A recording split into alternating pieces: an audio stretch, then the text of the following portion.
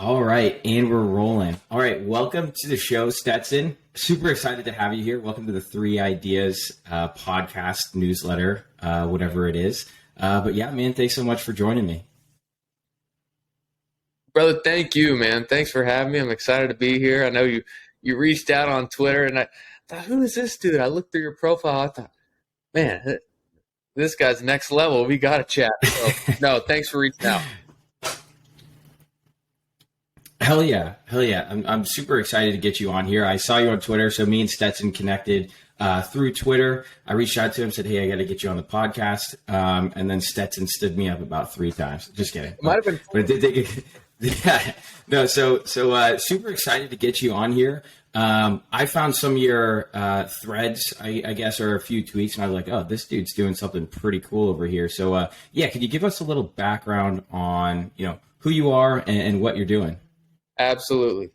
So my name is Stetson Stallworth. I like to say my mission statement. My mission is to be a selfless servant of God, a dedicated leader of my family, and a fearless pioneer of the future. I like to say that I will never grow weary of doing good. I'll never be caught unprepared. And I'll never, ever, ever quit. So that's kind of me. That's what I like to start with. With that, I'm from Las Vegas. I'm 24 years old. I chased the football dream around a little bit, played college football. Did 2 years at a small town in Colorado, 2 years in Thousand Oaks, California. And then, so again, from Las Vegas, right? If you're from Hershey, Pennsylvania, what do? You go into the chocolate business.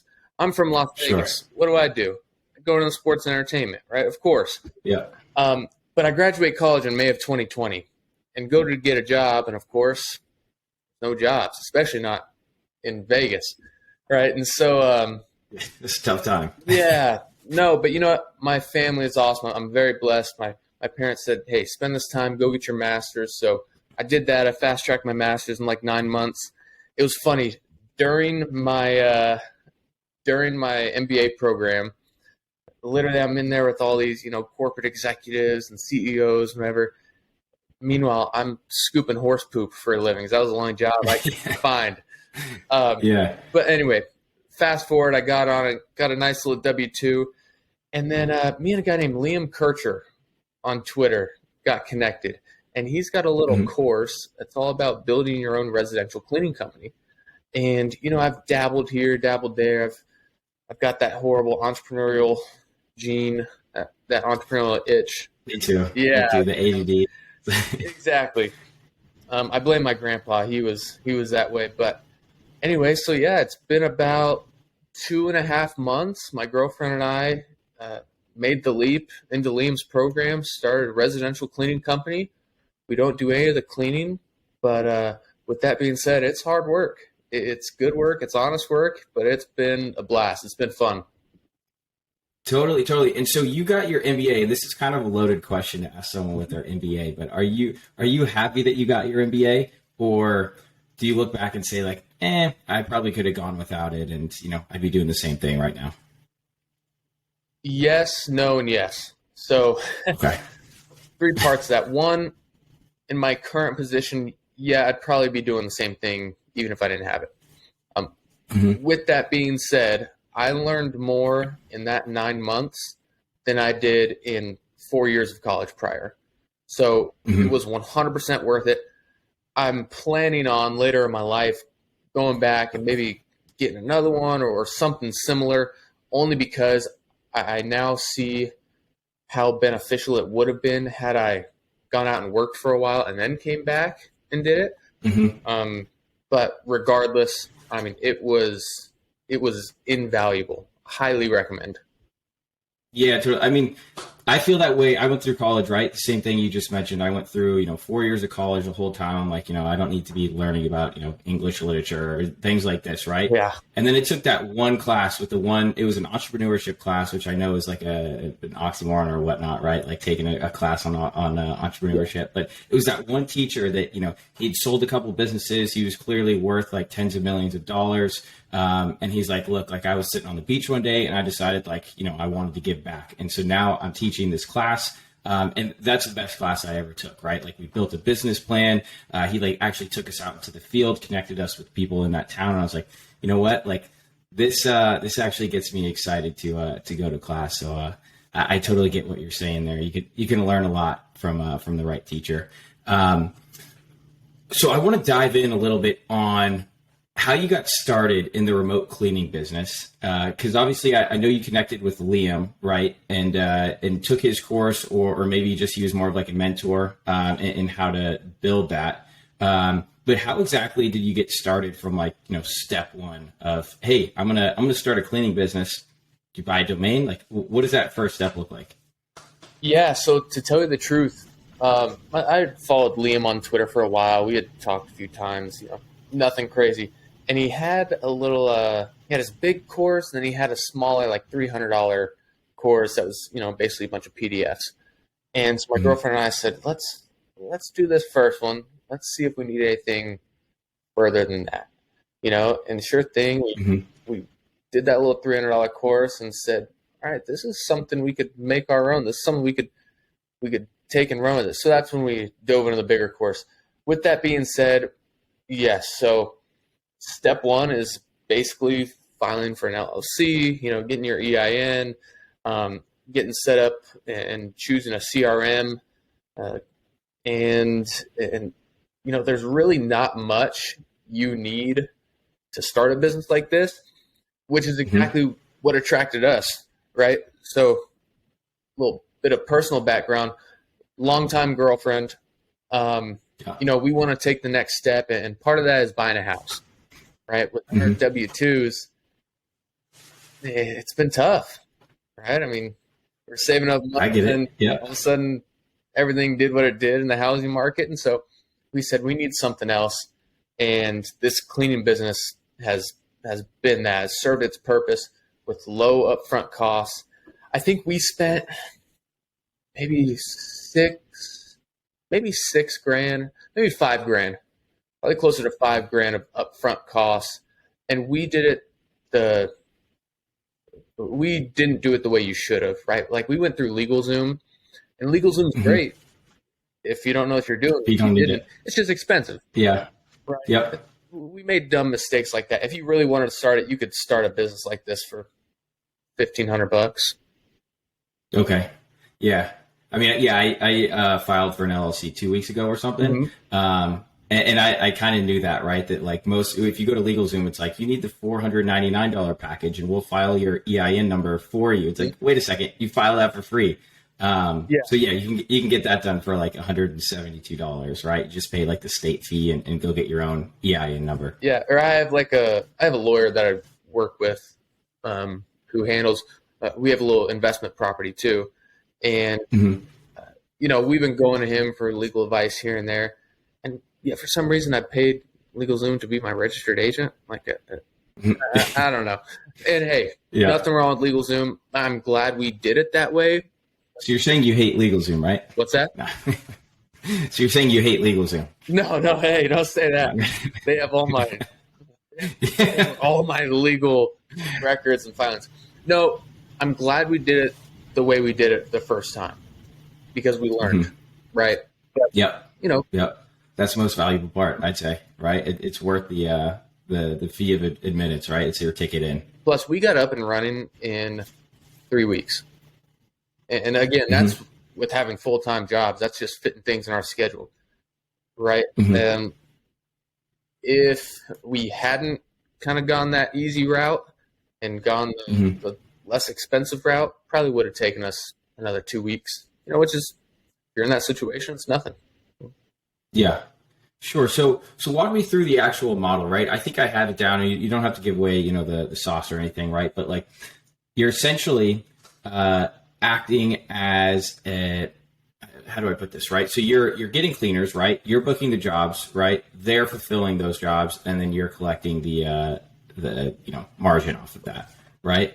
So you're essentially, lead generation is your biggest target there, right? Or your biggest part of the business, right? You're generating leads, and then you're getting 1099s to fulfill on those leads, right? 100%. And it's funny because I had toyed around with this idea of starting a business like this, and my first thought was, that's not a real business. That's stealing, or that just doesn't feel right. right? Because I mean, they're doing the cleaning, they're doing the hard work, and yet we're taking 50%, you know. And then, like I said, I dove into it, and I trusted Liam, and this side of the business is hard work, and it solves a real problem, right? The problem is that customers, they want somebody who's going to pick up the phone. They want somebody who's going to make scheduling and paying easy. On the other side, pain point for our cleaners is they just want to clean. They don't want to have to deal with customer service. They don't have to deal with invoicing. So we bridge that gap. We try to make the clients and the cleaners' lives as easy as possible. And, you know, I think we've done a good job with that. So, yes, all of our cleaners are 1099 contractors. I'll say basically every time we talk to a cleaner and bring that up, they kind of expect that and they actually like it because we work around their schedule, right? Like we have one cleaner who she works a full-time job and just cleans with us on weekends. She just wants to make a few extra bucks, and she's got this skill. Awesome. So yeah, it's really a win-win. Not to ramble here, but I'll say too to anybody listening to this, like I'm just a normal dude. My girlfriend, she's awesome, but we have no like special technical background. Like we were talking about Zach, your last guest on here. He had this really cool technical skill of coding, right? Yeah. I graduated with a business degree. I didn't get out of college with some kind of hard skill. So all is to say, if we can do it, if we can run these Google ads and figure out Facebook ads and all that stuff, dude, anybody can do it. Totally. You know what the biggest differentiator is, though? It's just action, right? Like it's just like taking that first step and just like doing it, right? Like that's the hardest part, right? Because everyone gets analysis paralysis, right? It's the same with real estate, right? You can look at it over when, you know, you tell friends like, yeah, but like, what if this happens? And we can get into that, right? Because I know there's things that come up, right? You deal with them, right? But I think that's the first step, right? Or that's what differentiates you really. It's just taking that first step and taking action.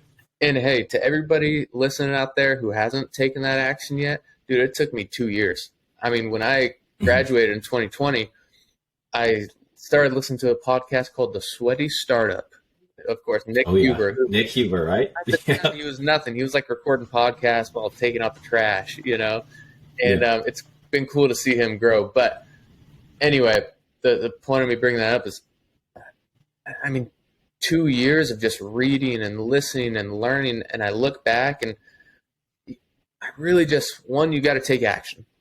That's just, at some point, that's got to be the crux of it. Two, a little bit of guidance helps. And formal guidance, I know people selling courses can get a bad rap because there's a right way to do it and a wrong way to do it. But the simple fact that Liam's course was available and that there were formal resources out there like that, I mean, everybody listen, take advantage of that, right? I mean, it really can be worth it, because that was the other piece is we were willing to take action. I actually I wanted to start a pool cleaning business to start. I was so antsy. I was getting just anxious. I had to do something, had to start some kind of business. And so what do?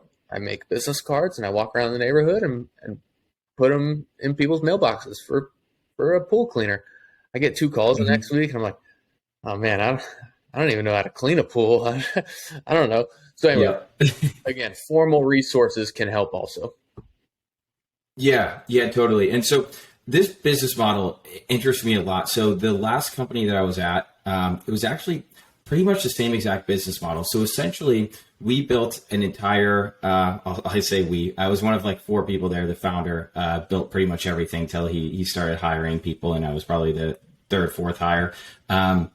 But essentially, he built out this massive nationwide database of drone pilots, right? So he built a map and said, like, you know, you look anywhere on the map, and usually within about 50 miles, you could find a drone pilot, right? Someone that has their license to fly a drone and commercially fly a drone. On the front end, basically, he's just posting up a website, right? If you go in Google and you search drone pilot near me or drone services near me, he's going to pop up pretty much in the top 3 results everywhere in the country, right? A lot of that was paid Google ads, but towards the end of it, 2 years in, when the organic SEO really starts working, right? And you start getting a lot of leads that way. But essentially, someone calls us up. I was the sales guy, right? So someone calls us up or submits a lead. We say, hey, that project's going to be $500 and we can have a pilot there in the next 5 days. They say, okay, let's do it. Send them over the contract, get it back. We go to the pilot. We say, hey, this is a project 10 miles away from you. It pays $150. Do you want to do it? He'd go out there, do it, submit the pictures to us. We'd send them to the client, and then we keep the margin in there, right? So essentially, the same type of model. One thing that I saw you tweet out the other day about it that we ran into a lot, right? So the pilot would go out, they'd shoot a bunch of pictures, they'd submit them, we send them to the client, and they say, oh, you missed my property, or I don't really like these, like I wanted a couple different angles. Like, can you just go back out there and get them real quick? And here I am going to the pilot and saying, hey, by the way, you missed a couple. We're not going to pay you anything else to go back out there, but can you drive another, 30 minutes away and retake these pictures because the client's not happy? They're like, well, I got to pay for gas, blah, blah, blah. And it's like, there's that service level, right? That when you're not doing it or fulfilling it yourself or not fulfilling it with a W-2 employee, that it's like, okay, well, there's like weird areas there that you kind of have to either have a really good process in place or figure out that into the equation. So can you speak to that a little bit? Because I know that's something that you probably have running this model of business as well. No, totally. And upfront and honest, it's something you're always going to deal with. If you're relying 100% on 1099s, it's something that's always going to be there. With that being said, we were a lot worse in the beginning. Like you get better with it over time. You learn what questions to ask the customer up front. You learn what to tell, in your case, the drone pilots, before they go out to the job, and you learn all that stuff, right? So it does get better.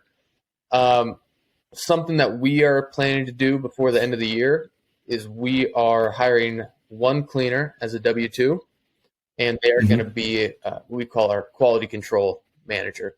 So half their time will be spent on cleaning as usual. The other half will be spent going around and checking to make sure everybody's doing what they're doing. Our industry is pretty simple because if you know how to clean a house, you're halfway qualified. You did. Right? It's kind of self-explanatory. Now there's tricks of the trade that even I don't know, but and you got to be careful with training. Like legally, you can't technically train these independent contractors, and there's a gray area there. Interesting. But with one W-2 employee, we're hoping to bridge that gap of, hey, this is how we like to have it done. Here's our suggestions. Take it or leave it. So.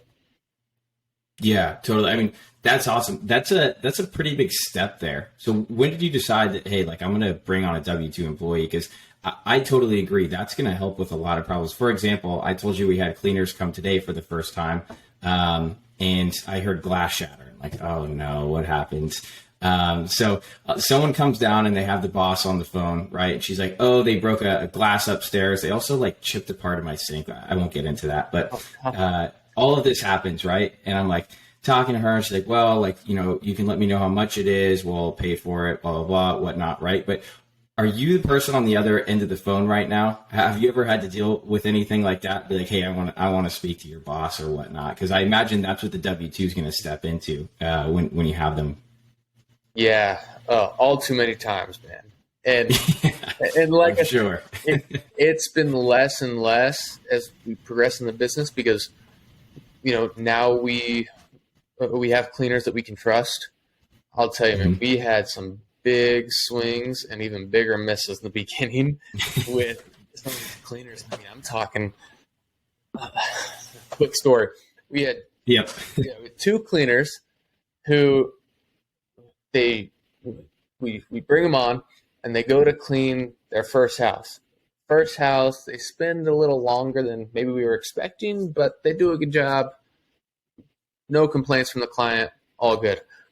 Second clean, we estimate it's supposed to take roughly 8 hours because we don't do on-site estimates. We We quote just entirely hourly and based off of the size of the house.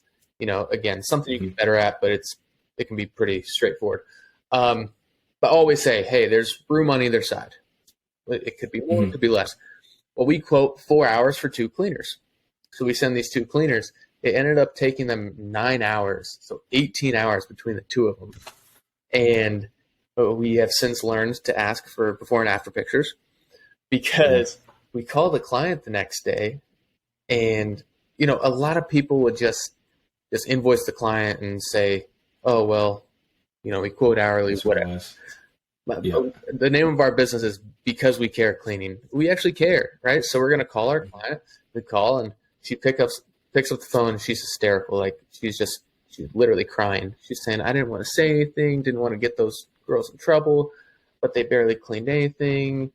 They, did this, did that. They were just horrible experience.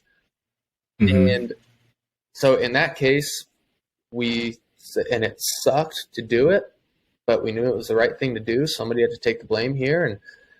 And, we found out some other things about those cleaners too. So they were out, and we said to the client, we said, we're so sorry. We will pay to have somebody re-clean your home. And, it's completely on us. Shoot, from there, she's been one of our best recurring clients since. She stuck with us. And sure, we had to eat, $700. Not 700. It was roughly 500 between the 2 days. There were some other issues too, but and it really sucked. It was a big hit, but at the end of the day, it was the right thing to do. And it's already paid off with her as a recurring client. So.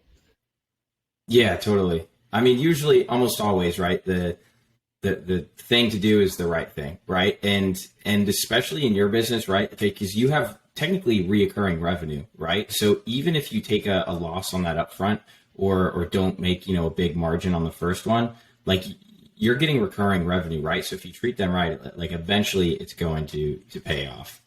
And we've learned too to lean into that. So when we started, we did move in, move out cleans, deep cleans, and standard cleans. Standard meaning just, your generic show up, vacuum, mop, all that stuff, leave, we'll see you next week. We had so many issues with these deep cleans of our cleaners would show up and they'd be like a hoarder's nest. And, we can't do anything. Then you got to deal with an angry client, angry cleaner, this and that. And so Liam was the one who said it. He said, just stop doing deep cleans. I said, well, we want to do deep cleans because hopefully they'll become recurring clients. And he's like, well, how many times does that happen? Probably like 10% of the time. So but screw it. We won't do deep cleans. We still offer the same services. If you want a standard clean plus the add-ons, yeah, sure, 100%. But totally. Yeah, because I mean, when you think about it, right, the type of customer, or like as they say, like the avatar that is buying that deep clean, it's usually someone that probably let their house get to like that point that they're like, let's just get it deep clean and then we'll wait, we'll keep it clean ourselves, right? Which they probably won't. And they're always the ones worried about price too. Oh, I bet. Every time. I bet. And so, was there a lot of margins on those deep cleans? Because so how does that work, right? You just say like, oh yeah, our one-time fee for this is like $350 or whatever it is, right? Was there a lot of margin on that, or did you take like not a loss leader, but just like a lower margin on that because you knew they were going to be there for a while? No, so we pay and charge entirely by the hour. And so technically, our margins are between 50 and 60%. And we're raising prices soon to get closer to 60%. But so they should stay the same. We tried raising our prices on those deep cleans just to kind of deter people from even booking them in the first place, and it didn't work. Also, on deep cleans, that was the other tricky part, was our margins were technically lower because let's say you've got a clean that's going to take 4 hours for one cleaner, right? How many hours should that take 2 cleaners? It'll take 2 hours. We've learned that's really not the case. It'll take 2 cleaners like 2.5 hours. Well, that's kind of not fair to the client. If you could send one, it'd be cheaper. But it's not fair to the cleaner to send them on a clean for 8 hours, and that's just a ridiculous, huge job. So we actually had to take that price down if we were sending 2 cleaners a little bit, just to be fair to everybody. And yeah, that didn't help the case. Yeah, totally. So if you don't want to, you don't have to, but could you share what your revenue numbers are looking like and where you're, hoping to be maybe by the end of the year or even into next year? Yeah, no problem. So our first month, I think we did roughly, it was like $3,600 in gross revenue. Okay.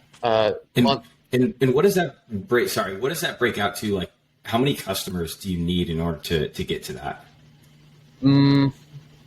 I should know that. Let me do some quick math. That's okay. Because I assume that like a decent chunk was coming at that point from deep cleans, right? And then like recurring, obviously you're going to need more customers for that recurring. But just like revenue numbers, I assume to begin with, because you were doing a lot of those, a decent amount was coming from those one-offs. Yeah. So our average clean is about $160-ish. And so that breaks out to about 20 clients to hit that number that we hit our first month. We covered our expenses the first month, which was nice. We covered our basic expenses. We did not cover the dumb, ridiculous mistake expenses that I made, like sending out 500 mailers to people in Las Vegas that produced 1 lead. There you go. Yeah, other dumb stuff like that I did. I learned that there's no home runs in marketing. It's all base hits. Yeah. So, the other stuff like paying cleaners to get out of our lives, like those 2 cleaners I was telling you about, we just gave them their money and let it go. So stuff like that didn't help. But yeah, we basically broke even first month. The second month we did $7,700 in revenue. Again, we would have made money there, but we decided to invest in something else. So we actually, here in about an hour, have our first interview with the VA. So, we paid a headhunter to go out and find us a VA. So we paid our first installment of that out of this last month's revenue, so we basically, I think I saw that tweet, right? It's that guy on Twitter that runs that VA agency, right? Bryant with Elevate and Delegate. Yep. The process has been easy and smooth, and he brought us 3 great candidates. So, fingers crossed, it keeps going that way. But Brian's awesome. His team is awesome. I definitely recommend him so far. But yeah, otherwise, immediate margins are sitting about, like I said, 50, 60% with just taking out labor. At the end of the month, we're taking home about 20%. And our month 2 revenue would have been a lot higher, but that's when we realized that we were the bottleneck, right? We can't pick up the phone like we need to. So my girlfriend, she's a full-time model, and it's a cool career. Yeah, no, she's awesome at it. Also cool to say you dated a model. Oh, it's all no. She's more beautiful on the inside than she is out, but so she kind of doesn't work a traditional W-2, right? So she can pick up the phone most days, and so that's how we were doing it. We were working in the margins, but then the call volume got to be so much that we were the bottleneck. We couldn't pick up the phone like we needed. 70% of people who call to book a house cleaning book with the first person who picks up the phone. And so had we been able to pick up the phone every time like our VA is going to be able to do, we could have done 10 grand last month, maybe more. But so yeah, that's why we're transitioning into that. Yeah, totally. So one question here, and we can move on from the cleaning business, but if you had to give someone advice on, like, if someone said like, hey, I want to replicate this same model, maybe not even with house cleaning, right? I think there's other services you could technically do this with, right? Like, I think you could do this with power washing or really any like service business. And I guess having a recurring service business makes it even better, right? Like maybe like a pool business. But what would you recommend that like how would they start, right? Like what's the first step that they should do? What areas should they think about? Should they be thinking about like their own areas, and how much could they realistically start pulling in within, their first few months? Yeah, definitely. The first thing to not do is get hung up on what it is, right? Everybody says, follow your passion, follow your passion. Well, I love playing football, but if that's the case, following my passion means I need to go be a football coach. And, I'd love to do that, but it doesn't make any money, and it's not the lifestyle I want, right? Totally. So don't get hung up on, I've never cleaned a house in my life. I can't start a home cleaning business or pools or pressure washer. Doesn't matter. Find somebody who is doing what you want to do and talk to them. That would be step one. And assuming you bootstrap it, I mean, it's very realistic to do $5,000 in revenue, in gross revenue, month one in residential home cleaning. Okay. And sorry, last question here, but what would you recommend? Obviously, there's no silver bullet when it comes to marketing, right? But let's say someone had, maybe $500, $1,000, $2,000 to start running ads, right? Because at the end of the day, you need customers in order to run a business. Where would you probably throw that at first? Would that be Google? Yeah, so 3 places: Google Local Services, and then Google Local Services, and then Google Local Services. We actually, we got kicked off Facebook our second day on there. I don't know why. Still don't know why. And Google ads are so expensive, pay-per-click, and you got to be good at it, and something that we didn't have the time to devote to at the beginning. So we just went entirely through Google Local Services, or sometimes called Google Guaranteed. At our height, we were running $400 a week in ads. And the call volume we got from $400 a week was too much for us to handle. We're currently at $100 a week, and it's probably a little too low right now, but just personally, like, we have some stuff going on. We know we can't pick up the phone. It's easy to manipulate like that, but 100% Google Local Services, it's nothing. Have you ever tried out Nextdoor, the Nextdoor ads? Yeah, the ads didn't work for me, and I've heard similar things from friends. It's cheap, so it's worth a shot, maybe. What I've seen has been helpful at Nextdoor that we haven't done, but we've heard it's worked, was create like a personal profile for your business and just act as if you're a person, and then just go out there and post.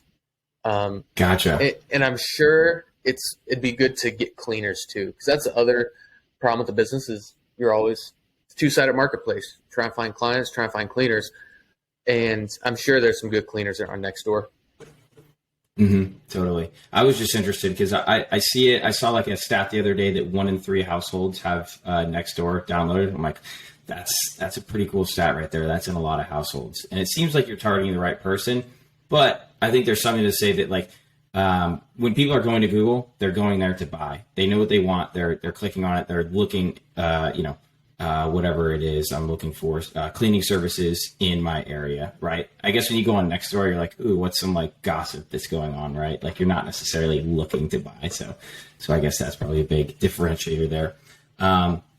But thanks for sharing all that about your cleaning business. It's super interesting, and I think you dropped a lot of value there. One thing I do want to get into, and just because I'm personally curious, I know you're into real estate as well, and it looks like you have a fourplex. Is that correct? Yep, I do. Down in the bowels of Las Vegas.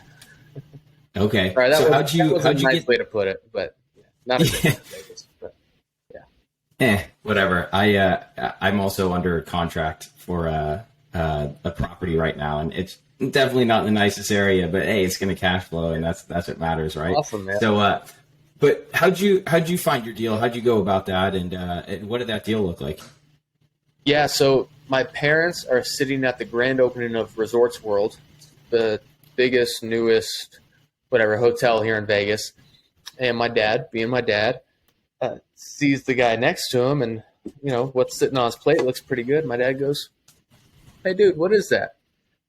Anyway, they start talking, and this guy and his girlfriend were multifamily investors, and my dad knew I was interested in real estate, so he connected us, and so that guy kind of acted as my mentor through all of it. Then I started reading books, listening to podcasts. It's a fourplex. So that guy connected us with a nonprofit here in town who it's similar to Section 8, but because you're working through the nonprofit, it's not technically Section 8, right? then it's a little bit better of a clientele. Like the clients, they have to go to like mandatory budget meetings and legal counseling. So you get a little bit of that better clientele. They still pay the fair market rents, so the high paying rents. We even get a little like utility reimbursement on top of the rent, which is nice. But yeah, so when we bought the place, we had some issues because I'm a dumb first time rookie real estate investor, and you make mistakes. And so we had to dish out a pretty penny up front to fix some plumbing issues. But yeah, man, it's last 3 months, knock on wood, we've been fully occupied. It's been good. We'll collect our $10,000 in rent this month, so it'll be good. Nice. And I assume that it's cash flowing pretty good?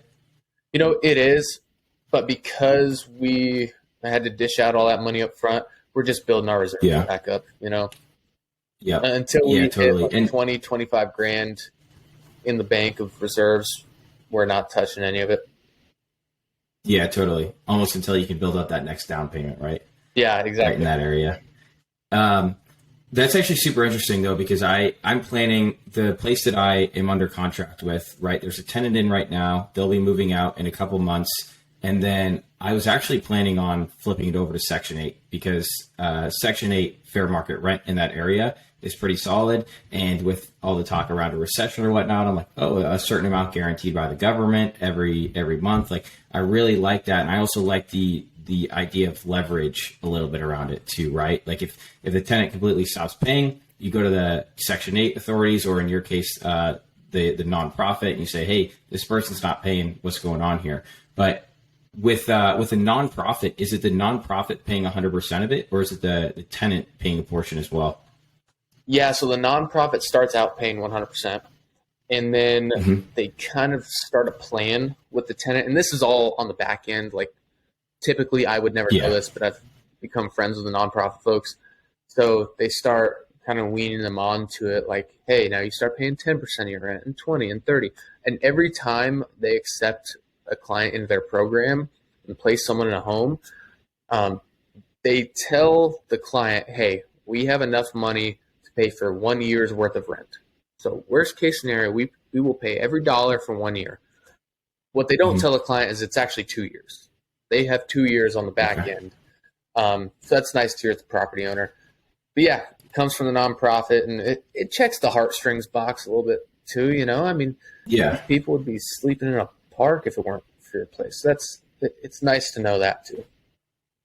Totally. It's like the whole stigma around landlords right now, right? Everyone's like, oh, they're just greedy and they raise rents. But, especially in that case, right, you're renting to someone that needs it. And on the back end, you're guaranteed rent, which I think is a pretty cool feature of that as well. Now, when are you going to close on your place? Well, I can walk you through it. So basically, I put in a bid about 2 weeks ago. It was accepted. Everything was good to go. And basically in North Carolina. So I'm in North Carolina. In North Carolina, every house is sold as is, right? So there's no whatever, right? Like there's no earnest money. So you pay due diligence money. You basically have 30 days till close. That's your due diligence period. And at the end of that, you decide if you want to close or not, right? So you could actually walk away. They would keep your due diligence money, and then they would put it back on the market. It's basically the fee to take it off the market. So paid up the due diligence money, had my first inspection done, right? So most experienced investors in North Carolina, they'll actually waive the inspection. They'll just say it's sold as is. I'm going to take it. Like due diligence money's up front, but it just goes towards the closing costs anyway. So I got an inspection done, and like I said, it's not the nicest house, but there's a lot of things that came back that I'm just like, oh crap, like this is scary. Like there's some mold in the vents that I'm like, okay, maybe that can be taken out quick. The bathroom vent is being vented into the attic, which it is not supposed to do that, right? So you get like moisture buildup there. It's supposed to go out the roof, but at some point, I guess a contractor came in there. I think it's a pretty common issue, but I think a contractor just put it right up into the attic. So there's little things like that. And I went back to him, and I have an awesome real estate agent. Like he closes, hundreds of properties every year. So he went back to him and said like, hey, he wants all this done. I'm still waiting to hear back. It sounds like they sort of want to say, oh, like it's being sold as is. We're not going to do anything. So we're kind of in a standoff right now. So we'll see. I mean, there's always going to be little things that come up. Those inspection reports, I got freaked out. Mine was 48 pages long when it came back. Oh man, they're the worst because it's like they do every little thing, right? It's like if there's a dent in the wall, they're like, oh, like could be this. Mm-hmm. Dude, I don't know what I'm looking at here. Like I can barely like put up a picture on my wall. Like, geez. I'll say too though, like don't be afraid to call in like specialists. Yeah. So like I said, we got a 48-page inspection report done, and yet somehow he missed that the sink in Unit A, the main unit, the main kitchen sink, the entire pipe was burst. It was toast. It was draining out into the yard. Yikes. And I should have caught that. A lot of people should have caught that, but he definitely should have caught it, right?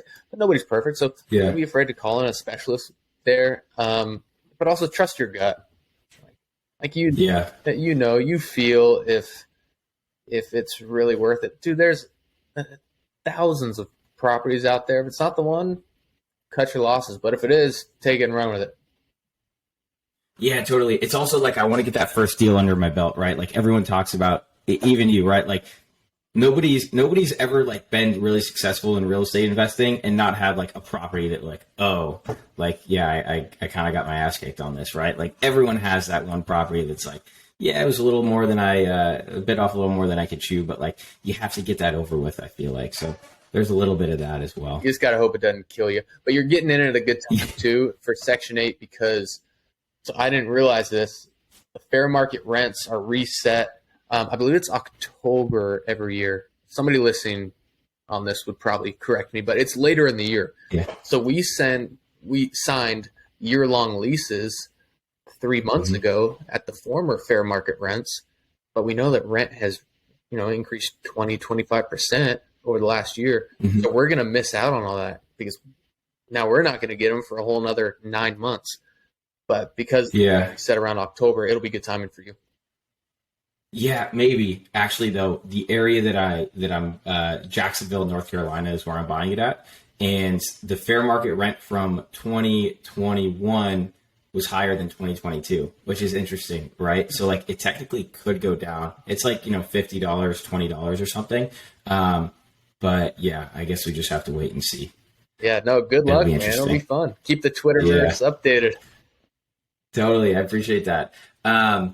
All right, so last thing I want to jump into right here is my whole newsletter. If you've ever read it, I like to walk through a business idea every single week, right? So like something that I'm just like pondering, or like we mentioned earlier, how we have business ADHD, right? It's like, oh, I want to start this. Every time I come up with an idea, I'm like, I'm just going to write about it so that I don't have to, I just need to get it out of me and write about it. So I like to write about a business idea and then walk through like how I would start it, what industry it would be, how I would get my customers, etc.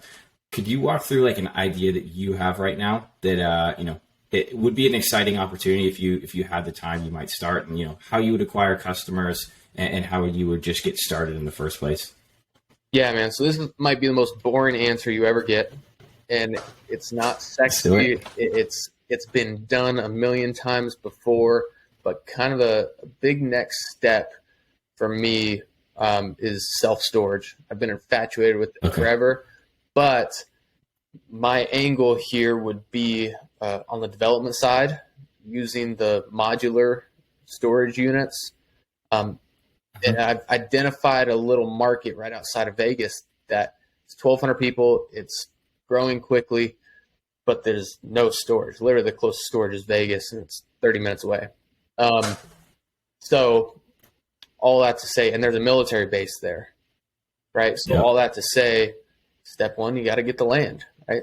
Step two, which actually happens way before any other step, is you got to build those relationships with people who, can develop the land and can bring in the units. And I'm going to the town advisory board meeting here in a couple days because it's not big. Nice. To have a county commissioner assigned to it. And I'm starting to build relationships with folks at that military base, to see if there's a play there. So self-storage with the non-permanent units. The other side of that too is, 1,200 people. You really can't sustain that many, that big of a facility. Yeah. So, but there's a lot of RVs and stuff out there, and they're building these brand new homes that have HOAs, so you can't park the RVs out there. So, as the town grows, you replace the RV parking with more units. And so anyway, it's boring. It's not going to be fun to write about. I'm sorry, but that's a next. Hey man, that's okay. That I think it's important to, like I said, I got my MBA. I did 5 years of college. I went through all these entrepreneurship classes, and every class, what do you do? What's your project? It's okay, build a business, write a business plan, and, create the business, right? And every single time, and Nick Huber says this, and it's 100% true, every single time that business involves some kind of app, some kind of groundbreaking technology that is, my last one, my MBA program was a casino partnering with PayPal, and technology and the security and this and that. I'm like, dude, it's a great idea, but you don't have to hit a home run. Base hits work. And so that's kind of the mantra I've adopted lately. Fingers crossed it works, but that's what I'm sticking with. That's how I'm rolling. Totally. There's something to say for that, for real. There's when you do more of a boring business, I think there's such a compound effect, right? Where you can do 50 grand one year, 100 grand the next year, 150 the next year, 200 the next year. With these big base hits, right? It's like, I'm either going for all or nothing, right? I either need to hit $1 million my first year, or this thing is toast and it doesn't even make sense anymore because technology has progressed so much in the last 6 months. But no, I totally like that mantra.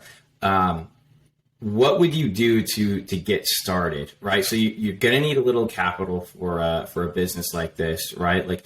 What would you do? Would it be investors? Would it just be hey, maybe it's just starting your cleaning company so you can cash flow enough to put it into something like this? But what's the path there? If you were going to map it out, obviously business plans never work out the way that they're written, right? But what would be hey, I'm going to get money from here. I'm going to find this investor. I'm going to put this together. I'm going to build this, et cetera, et cetera.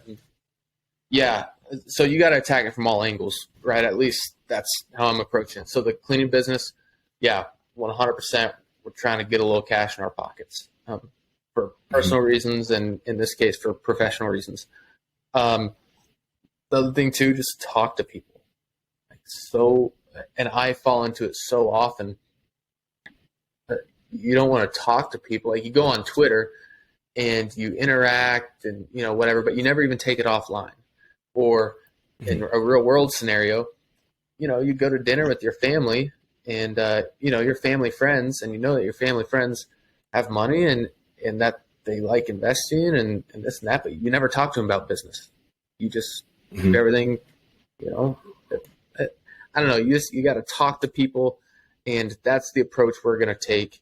Is we're going to try to find some outside capital, but my W-2 is in corporate sales.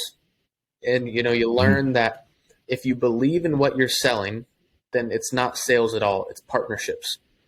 And so go create those relationships and try to build a partnership. So that's would be the biggest step. That's how we plan to get started. Yeah, totally.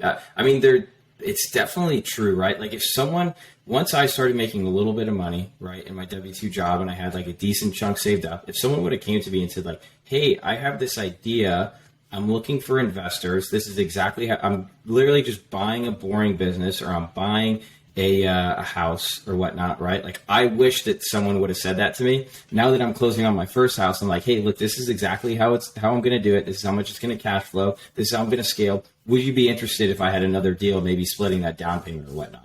And like everyone I've talked to was like, yeah, like I'd love to, right? Because I always wanted that person. So now it's like, you can kind of just become that person, right? You just need to figure out the deal and then show them exactly how it's going to work. And, if they say no, no harm, no foul.